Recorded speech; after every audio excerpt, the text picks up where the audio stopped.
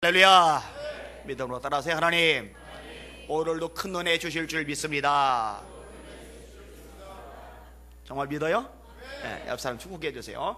성령의 능력으로 세상도 마귀도 죄악도 자아도 이깁시다. 아멘. 아프리카 탄자니아 초원에서 누떼들이 대규모로 이동할 때가 있다고 그러죠. 건기 때 풀 찾아서 이동하는데 자그마치 1600km를 이동을 한답니다. 먼지를 일으키는데 장관이랍니다. 근데 동물학자가 오랫동안 이 누떼들의 이동을 관찰하다가 이건 아닌데 하는 걸 발견하는 거예요. 왜냐면은 지름길이 있는 거예요. 근데 그 길을 놔두고 꼭 가는 그 길로만 가는 건데, 문제는 뭐냐? 험해요, 멀어요. 그래서 약한 누떼, 그 다음에 어린 누떼들이 다수가 죽어 넘어가는 거예요. 아니, 왜 그 지름길을 놔두고 굳이 험하고 먼 길로 가서 많은 누떼가 죽어 넘어가도록 할까? 왜 그런지 아세요?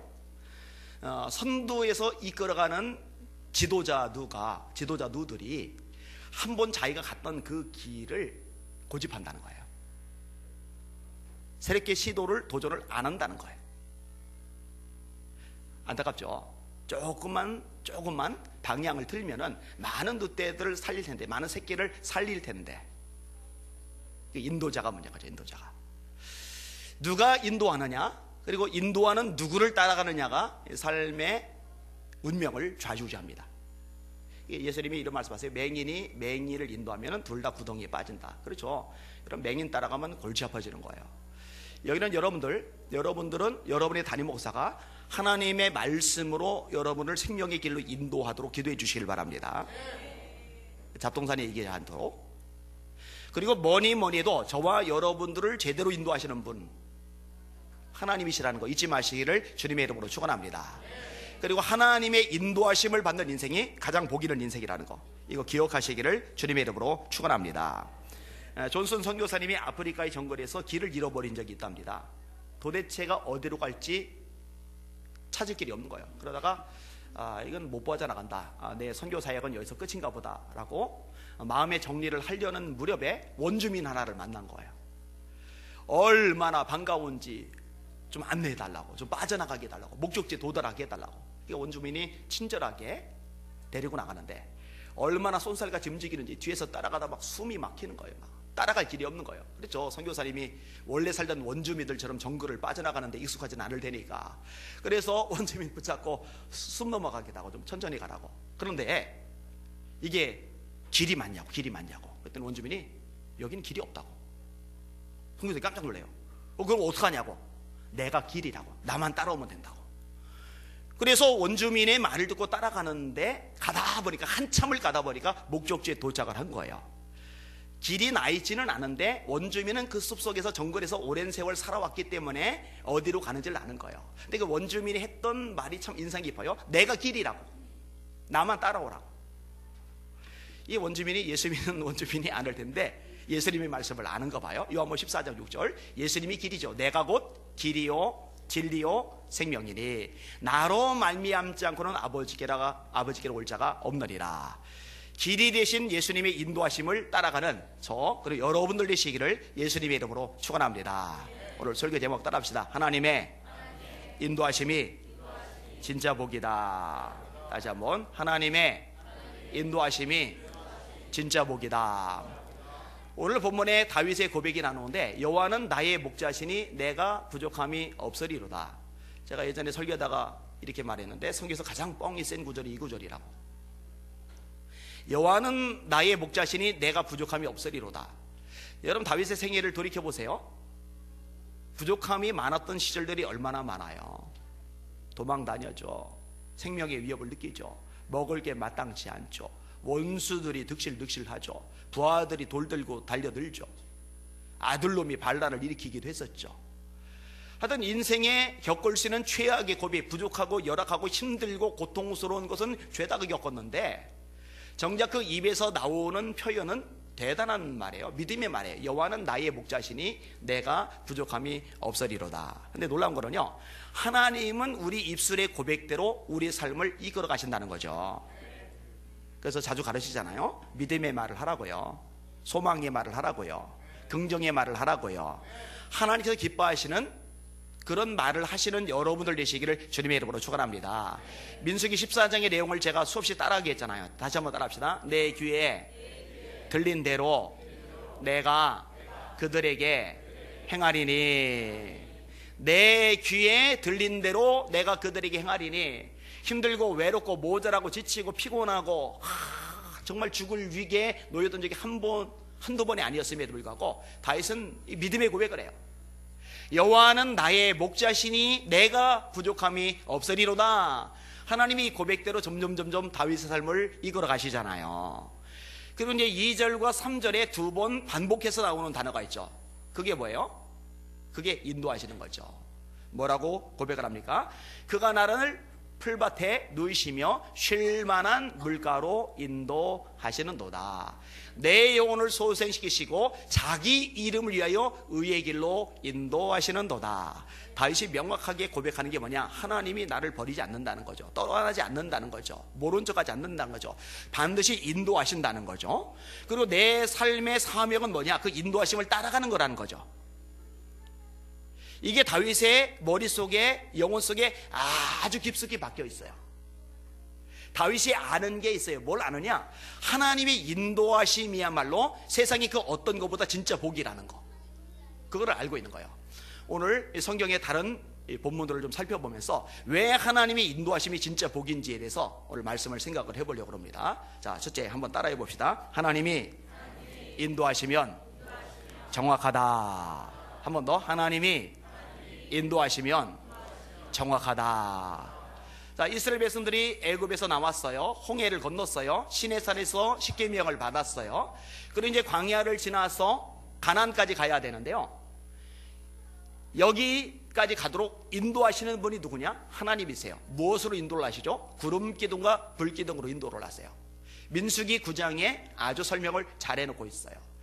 백성들의 마음이 조급해요. 빨리 가고 싶어요. 그런데 구름 기둥이 불 기둥이 가지 않고 머물러 있어요. 그러면은 백성들도 서둘러만 안 돼요. 조바심 내면 안 돼요. 빨리 좀 인도하시지, 빨리 좀 보여주시지, 빨리 좀 가게 하시지, 이러면 안 돼요. 그땐 가만히 기다려야 돼요. 또 이 구름 기둥 불 기둥이 계속 가요. 근데 좀 쉬고 싶은 거예요. 좀 자고 싶은 거예요. 좀 여유를 좀 부리고 싶은 거예요. 근데 쉬고 싶다고 쉬면 안 돼요. 놀고 싶다고 놀면 안 돼요. 자고 싶다고 자면 안 돼요. 여유 부리고 싶다고 여유 부리면 안 돼요. 이 불기둥과 구름기둥이 앞서가면, 인도해 가면, 내가 쉬고 싶어도, 내가 놀고 싶어도, 내가 여유 부리고 싶어도 그거 다 내려놓고 다 포기하고 따라가야 돼요. 이렇게만 하면 정확하게 가나안 땅까지 하나님 인도하세요. 가본 적이 없는데, 갈 길을 모르는데 가장 정확하게 인도해 주시는 거죠. 여러분, 저와 여러분도 하나님의 인도하심만 따라가면은 가장 선한 목적지까지 하나님이 이끌어 줄 줄 믿으시길 바랍니다. 대신에 민수기 9장 내용대로 서둘르지 마세요. 왜 하나님 빨리빨리 좀 하시지, 빨리 좀 하시지. 때로 하나님이요 엄청 꼼지락거리시는 것 같아요. 어떨 때는요 힘들어 죽겠는데 막 나를 몰아치시는 것 같아요. 너무 서두르시는 것 같아요. 그러면 내 생각, 내 처지, 내 계획 다 내려놓고 하나님의 인도하심에 나를 맞추는 거예요. 하나님이 서두르시면 나도 힘을 내서 서둘러 움직이는 거예요. 하나님이 기다리다 침묵하시면 진득하게 기다리고 있는 거예요. 그게 복인 줄 믿으시길 바랍니다. 여러분, 하나님이 인도를 하시는데요, 한 번에 그냥 구름기둥 불기둥을 저 목적지 가나안 땅에다 딱 이렇게 띄워놓고는 저 끝에 보이지 저희가 최종 목적지야 이렇게 인도 안 하세요. 한 걸음 한 걸음 한 걸음 따라가다 보면은 목적지에 도착하는 거죠. 여러분 인생을 하나님이요 먼 장거리 10년 후 30년 후 50년 후 끄트머리가 이런 게 있을 거야 이렇게 여러분 인도 안 하셔요. 여러분 어떻게 인도하시는지 아세요?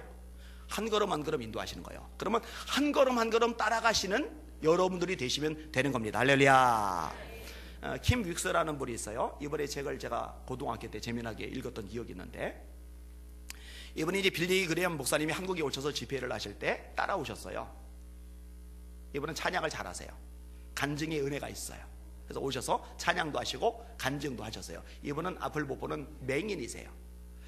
근데 이분이 썼던 글 중에 이런 글이 있어요. 한번 들어보세요. 사람들이 앞을 보지 못하는 나를 인도할 때 저 100m 앞에 장애물이 있습니다 라고 말하거나 저 200m 앞에 무엇이 있습니다 라고 말하지 않습니다. 단지 바로 앞에 물이 있으니까 한 걸음 옆으로 떼세요. 조금 앞에 계단이 있으니 발을 조금 높이 올리십시오 라고 합니다. 그렇게 한 걸음 한 걸음 떼어 놓을 자리를 나에게 알려주면 나는 그 말을 믿고 한 걸음 한 걸음 인도함을 받아 목표에 있던 지점까지 가게 됩니다. 하나님께서 나의 삶을 인도하신 것도 그런 방법이었습니다. 시각장애자가 되었을 때 어떻게 살 것인지 암담했지만 하나님께서 다음 발 한 걸음을 떼어놓을 자리를 일러주셨습니다. 그렇게 인도하심을 받다 보니까 내 삶 전부가 하나님의 인도하심 가운데 있게 되었고 하나님이 의도하시는 그 목표 지점으로 나의 생이 달려가게 되었습니다. 여러분, 하나님이 인도하시면 정확하게 이끌어 가신다는 거 믿으시길 바랍니다. 믿으셔야 돼요. 자, 두 번째 따라합시다. 하나님이 인도하시면 안전하다. 한 번 더. 하나님이 인도하시면 안전하다. 야곱이 형을 속여요. 형만 속이느냐? 아버지도 속여요. 형 속이고 아버지 속인 것만 못된 게 아니에요. 아버지를 속이는 거 리브가 엄마가 개입을 했는데 형처럼 가장하고 아버지 앞에 가라고 그랬잖아요. 근데 야곱이 꺼려해요. 축복은 고사하고 저주받을까 두렵다고. 그러니까 어머니가 그 저주는 내가 받을 테니까 가라고. 그러면은 아들 입장에서 어떻게 어머니가 저주받는 걸 내가 눈으로 봅니까? 이렇게 말을 해야 되는데 어머니가 저주를 받는다고? 내 저주 어머니가 대신 받는다고? 그럼 가자. 그러니까 형에게도 몹쓸 짓을 했고 아버지에게도 몹쓸 짓을 했고 어머니한테도 사실 몹쓸 짓을 한 거예요. 아무튼 이 일을 계기로 도망자가 됩니다. 베델 광야에서 돌베개 메고 자요. 따가운 창바닥에 차가운 땅바닥에 바람 덮고서 자요. 부잣집 아들내미가 눈물을 흘리면서 웅크리고서 떨면서 자요. 자, 그리고 나서 바단 아람으로 갑니다. 바단 아람으로 가서 20년간 생고생을 해요. 그리고 하나님의 역사 기적 때문에 가족을 일구고 재산을 일구고 그리고 이제 무사하게 돌아옵니다. 이때 형 에서가 400명 건너리고 오는 것 덕분에 야복강에서 목숨을 건 기도가 시작이 돼요. 그리고 그 기도의 응답으로 위기를 모면하게 됩니다. 자, 그러면은 야곱이 어디로 가야 되느냐? 베델로 가야 돼요. 아까 잠을 자던 곳이 베델 광야예요. 거기서 하나님을 만나요. 꿈에 하나님의 음성을 들어요. 내가 너 돌아올 때까지 너와 함께 있겠다. 이때 야곱이 하나님께 약속을 해요. 하나님, 내가 무사히 돌아오게 하시면은 첫째, 하나님이 저희 하나님이 되실 것입니다. 둘째, 제가 소득의 11조를 드릴 겁니다. 셋째, 제가 이곳에 주의 성소를 세우겠습니다. 그러면은 베델로 돌아가야죠. 우리가 생각하는 의미의 성소, 우리가 생각하는 의미의 성전은 아닐지라도 베델로 돌아가서 거기서 예배를 드려야 돼요. 근데 모든 위기가 사라지고 삶이 넉넉해지고 외로움이 벗겨지는 가족들이 생기고 종들도 생기고 이러다 보니까 그 이전에 절박할 때 드렸던 그 약속을 망각해버린 거예요. 세겜 땅이 죽치고 있는 거예요. 이거는 이제 유익이 없어요. 이때 딸 디나가 그 세겜 지역의 여자들 보러 나갔다가 세겜이라는 추장의 아들 하몰의 아들에 의해서 겁탈을 당해요.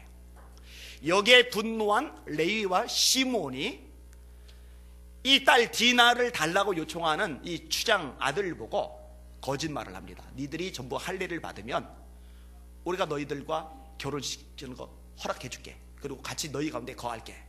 이 세겜 추장이 보니까 야곱 집안에 양대 소떼가 어마어마하게 많거든요. 게다가 자기 아들이 너무너무 디나를 연연해 하거든요. 그러면 하자고. 그래서 할례를 받아요. 그러고 나니까 전투불능이 되죠. 그 사이에 야곱의 아들들이 들어가서 남자들을 살육해요. 근데 이게 이제 문제가 될 수밖에 없는 거죠. 왜냐면 그 주변에 있는 부족들이 가만히 있지 않을 거예요. 야곱이 겁에 질려요. 야곱이 이렇게 말을 합니다. 야곱이 시몬과 레위에게 이르되 너희가 내게 화를 끼쳐 나로 하여금 이 땅의 주민 곧 가나안 족속과 브리스 족속에게 악취를 내게 하였도다. 나는 수가 적은즉 그들이 모여 나를 치고 나를 죽이리니 그러면 나와 내 집이 멸망하리라. 저 부족들 가만히 안 있을 거다. 나 치러 올 거다. 우리 집안 다 죽었다. 니들 때문에 우리 집안 다 끝났다. 이러고 있는 거예요. 이제 어떻게 할 줄을 몰라요. 오도 가도 못해요. 이때 하나님이 인도하시는 거예요. 창세기 35장에 이렇게 말씀하세요. 하나님이 야곱에게 이르시되 일어나 베델로 올라가서 거기 거주하며 네가 네 형 에서의 낯을 피하여 도망하던 때에 네게 나타났던 하나님께 거기서 제단을 쌓아라. 너 거기서 죽치고 있지 말고 어디로 갈지 몰라서 헤매고 방황하지 말고 너 내가 인도하는 대로만 따라와. 베델로 다시 가. 거기서 예배드려. 이 인도하심에 따라 야곱이 일어나요.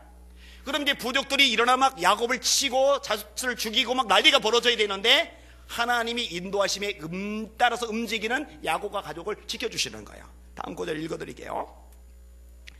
야곱이 이에 자기 집안 사람과 자기와 함께한 모든 자에게 이르되 너희 중에 있는 이방 신상들을 버리고 자신을 정결하게 하고 너희들의 의복을 바꾸어 입으라. 우리가 일어나 베델로 올라가자. 내 환난 날에 내게 응답하시며 내가 가는 길에서 나와 함께 하신 하나님께 내가 거기서 제단을 쌓으려 하노라며 그들이 자기 손에 있는 모든 이방 신상들과 자기 귀에 있는 귀고리들을 야곱에게 주는지라. 야곱이 그것들을 세겜 근처 상수리나무 아래에 묻고 그들이 떠났으나 하나님이 그 사면 고울들로 크게 두려워하게 하셨으므로 야곱의 아들들을 추격하는 자가 없었더라. 아니 야곱을 두려워할 이유가 없잖아요. 주변 사람들. 근데 두려운 거예요. 건드리질 못하는 거예요. 쫓아오질 못하는 거예요. 왜냐? 하나님이 그 주변 민족들 사람들 마음속에 두려워하는 마음을 집어넣은 거예요. 야곱을 건드리면 큰일 날 것 같은 겁을 먹게 하신 거예요. 그러니까 못 건드린 거예요. 야곱이 그 와중에 아니 지금 내가 죽을 지경인데 지금 이동하다간 떼죽음 당할 텐데 베델까지 어떻게 가냐고. 인도하심에 순종하지 않고 머물러 있었다면요 진짜 죽어요. 그런데 하나님이 인도하심에 따라서 베델로 올라가니까 예배드리러 베델로 가니까 하나님이 안전하게 지켜주신 줄 믿으시길 바랍니다. 여러분 하나님의 인도함 대로 따라가시는 여러분 되십시다. 그러면 하나님이 여러분도 안전하게 지켜주실 겁니다. 그 하나님을 믿으셔야 돼요. 여호와는 너를 지키시는 이시라. 여호와께서 네 오른쪽에서 네 그늘이 되시나니 낮에 해가 너를 상하게 하지 아니하며 밤에 달도 너를 해치지 아니하리로다. 하나님의 약속이잖아요. 몇 주 전에 존 버전 얘기 인용을 했는데 한 번만 더 인용을 할게요. 이분이 설교하는 것 때문에 구강의 노염을 사서 감옥에 갇혔어요. 근데 간수가 이 존 버전 목사님을 존경하는 거예요. 그래서 너무너무 가족이 보고 싶을 테니까 가족들 보러 가라고. 근데 존버전이 나갔다가요 그냥 이렇게 들어와요. 아니 왜 금방 들어오셨어요? 가족들 보고 오시라니까요. 제가 다 커버할게요. 했더니 존버전이 뭐라고 대답하냐면은 가족들 보러 가는데 성령께서 내게 말씀하시기를 돌아가라. 내가 가는 걸 원하지 않으시더라고. 그래서 나는 성령님의 인도하심에 따라 다시 되돌아온 것뿐이라고. 그런데 되돌아오고 나서 잠시 후에 잘 들리지도 않던 국왕이 존 버전 잘 있나 본다고 감옥까지 찾아와 본 거예요. 하마터면 간수와 존 버전 목이 다 날아갈 뻔했죠.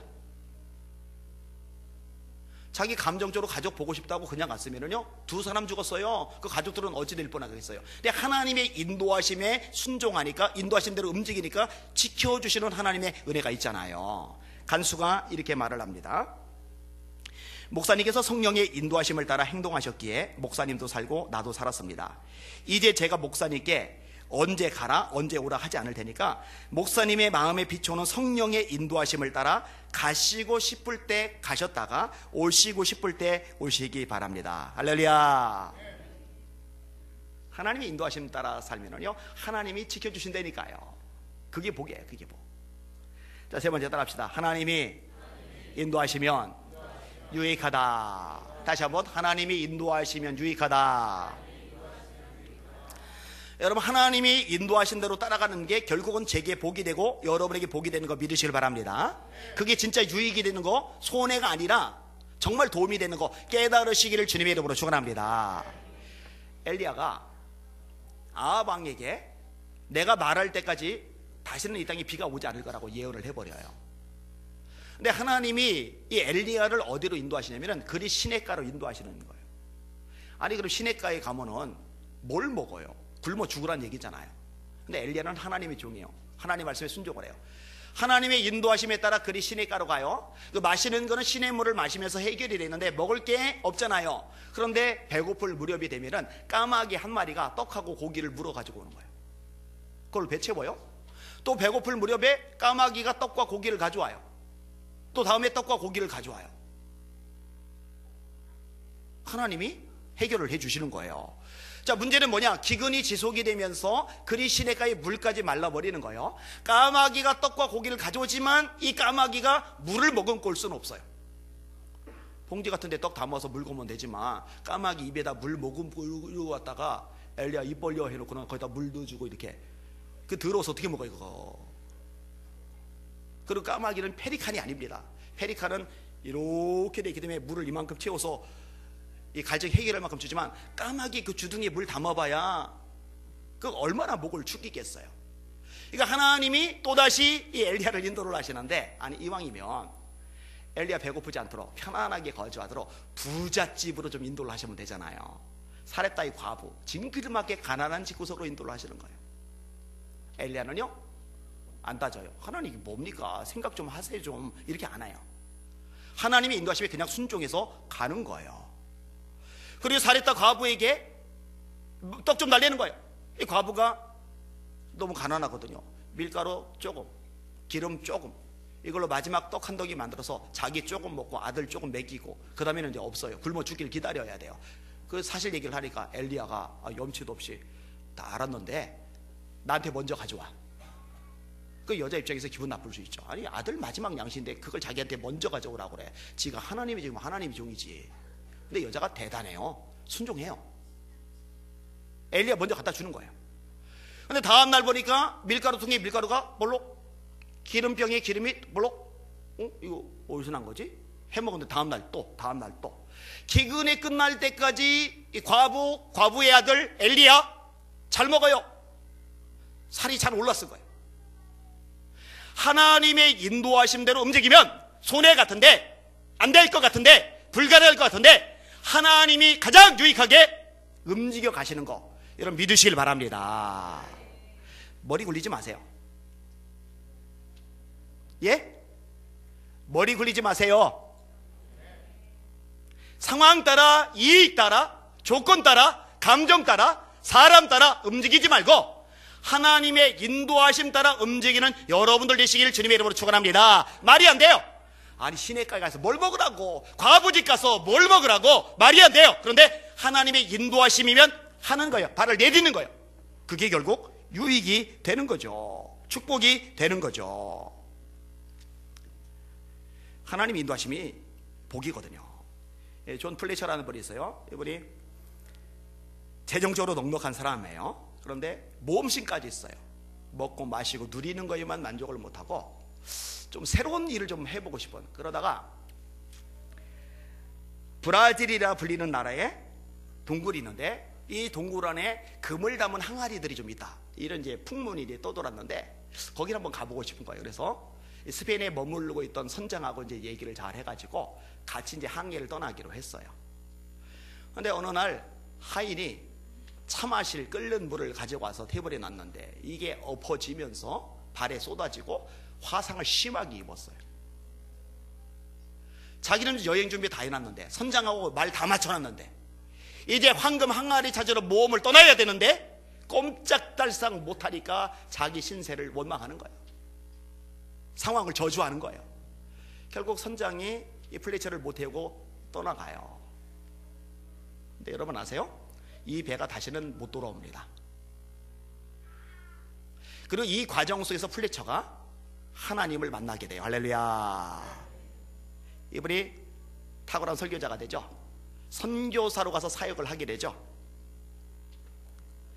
요한 웨슬레 목사님의 동역자이기도 합니다. 그리고 이분의 책이 기독교 고전으로 자리 잡고 있어요. 존 플래처 검색을 해보면 우리나라 번역된 책이 좀 있을 겁니다.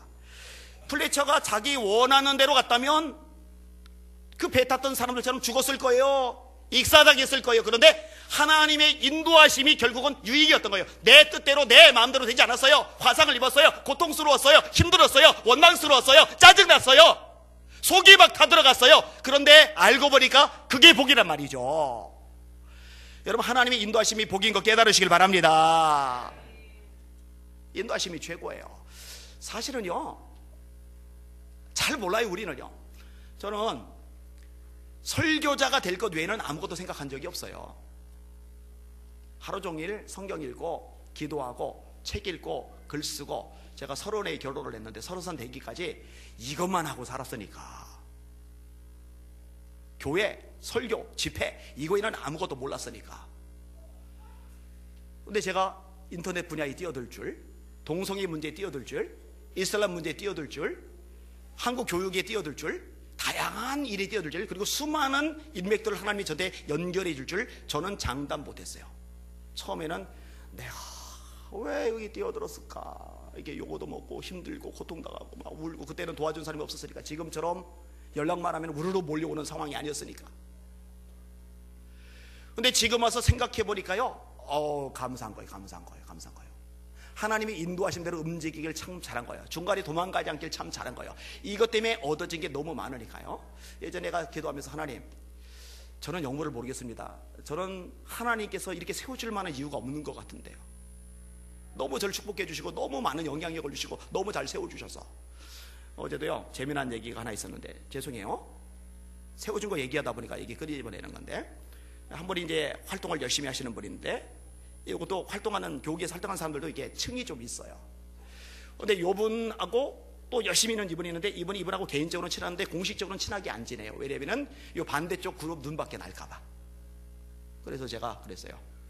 아니, 저는 목사님하고 친하게, 공개적으로 친하게 지냈는데도 저쪽에서 눈밖에 났다고 안 하고 여전히 저를 부르고 저를 세워주고 저한테 도움 청하고 그러는데요. 그랬더니 목사님은 거물이잖아요.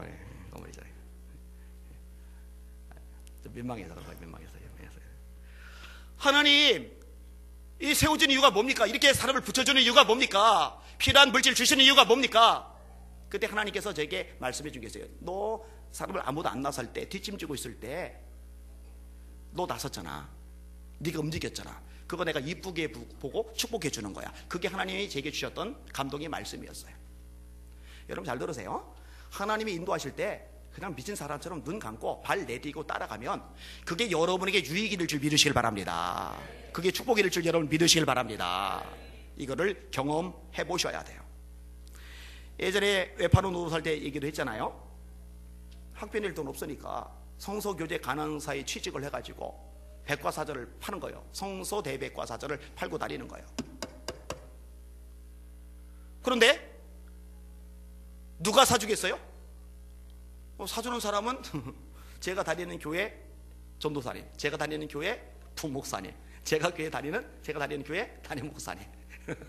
뭐 아는 사람들 찾아가서 팔아야 되니까 그런 식으로. 그래도 이것저것 해가지고 월급을 이제 좀 받을 만큼 됐어요. 그런데 기도하는 중에 성령께서 제 마음에 감동하시는 거예요. 그만둬라. 하나님, 좀 있으면 월급인데요. 그랬더니 성령께서 제 안에 감동하시를, 그거 미련 두지 마, 욕심내지 마. 그거 포기해도 내가 더 줄게, 해결해 줄게. 이렇게 하나님이 말씀하실 때는요, 인도하신 대로 그냥 발 내디는 게 좋아요. 안 받고 말지. 포기한 거예요. 포기하고 나서 학교에서 추천된 게 뭐냐? 고촌 장학생이에요.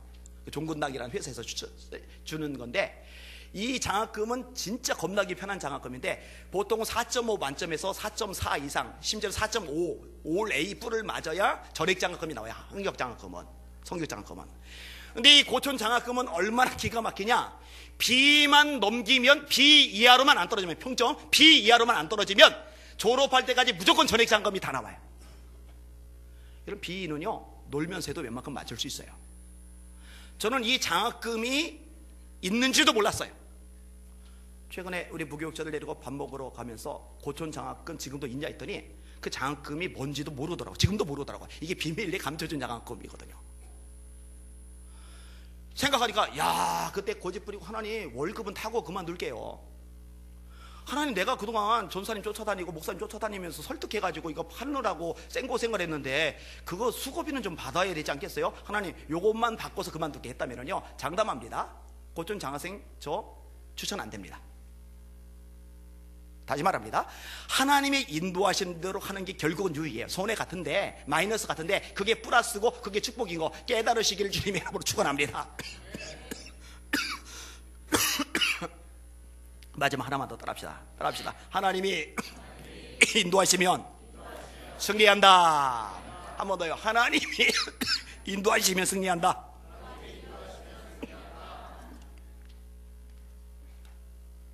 저런 찬바람 부는 계절이 별로 안 좋아요. 폐하고 기관지 쪽이 상당히 안 좋기 때문에 그냥 넘어가는 적이 없어요. 제가 다윗 얘기를 했었는데 다윗에게 하나님이 말씀하셨는데 이렇게 말씀하세요. 뽕나무 꼭대기 위에서 사람 걷는 소리가 들리거든 곧 공격하라. 뽕나무 꼭대기 위에서 사람 걷는 소리가 들리거든 곧 공격하라. 부하들 보고, 얘들아, 지시를 내려야 움직일 거 아니야. 얘들아, 뽕나무 꼭대기에서 사람 걷는 소리 들리면 그때 공격하는 거야. 그 부하들이.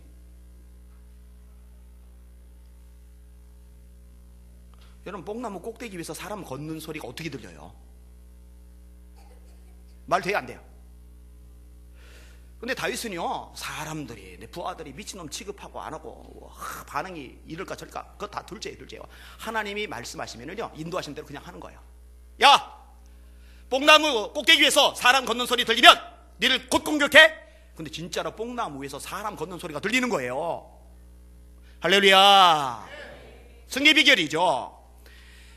다윗이 어디를 가든지 여호와께서 이기게 하시리라. 다윗이 어디를 가든지 여호와께서 이기게 하시리라. 다윗이 어디를 가든지 여호와께서 이기게 하시리라. 이게 계속 반복이 되는데, 모압과 싸울 때, 암몬과 싸울 때, 아람과 싸울 때, 에돔과 싸울 때, 블레셋과 싸울 때, 이 모든 나라들과 싸울 때 하나님이 이기게 하시리라. 할렐루야.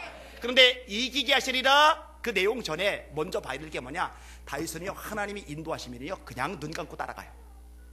바보같이 따라가요. 그게 대단한 거죠. 역사상 위대한 황제라고 일컬어지는 사람들 중에 알렉산더, 나폴레옹, 징기스칸 이런 등등의 사람들 있잖아요. 그중에 나폴레옹이 유럽 전역을 다 지배를 했었잖아요. 왕이란 말은 써도 황제란 말은 쉽게 안 써요. 중국이 진시 황제 이런 경우나 쓰죠.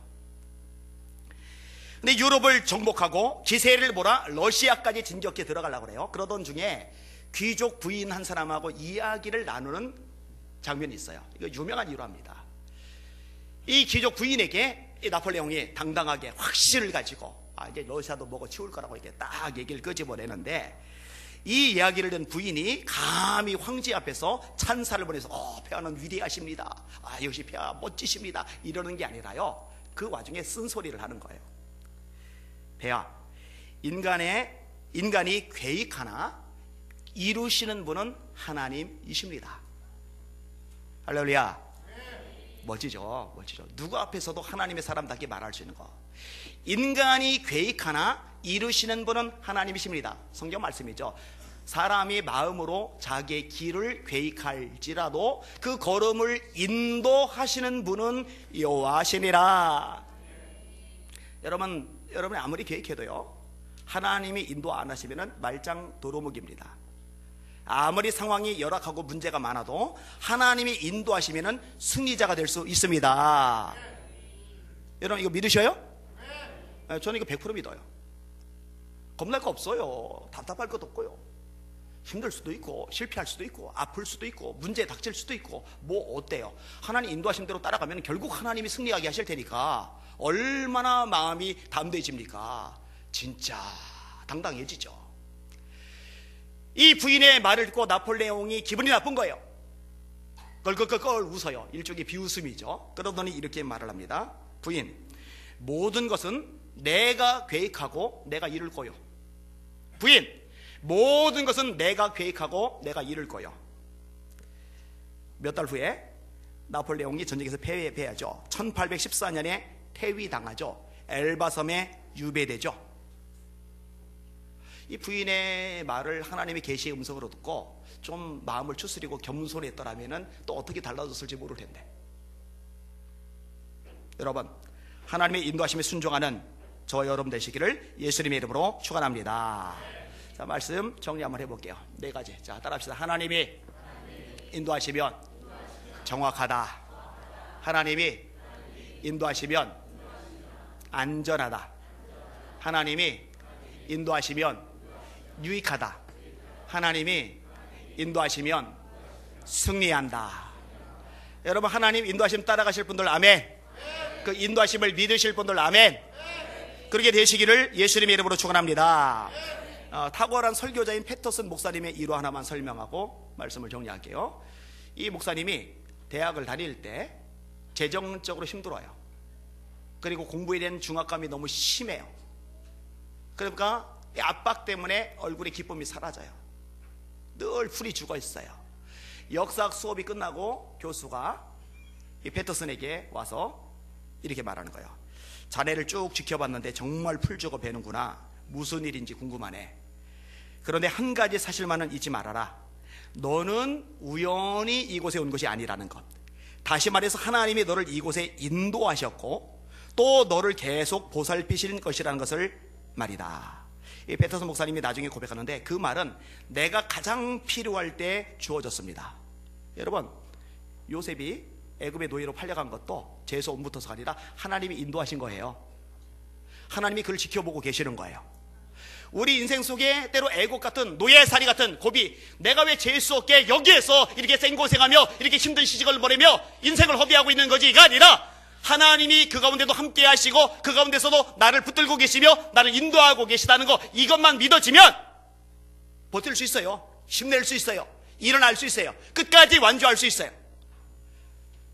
여호와는 나의 목자시니 내가 부족함이 없으리로다. 그가 나를 푸른 풀밭에 누이시며 쉴만한 물가로 인도하시는도다. 내 영혼을 소생시키시며 자기 이름을 위하여 의의 길로 인도하시는도다. 이 고백했던 다윗처럼 우리도 고백합시다. 따라합시다. 하나님이 나를 인도하시는도다. 다시 한번, 하나님이 영원토록 나를 인도하시는도다. 믿음대로 될지어다.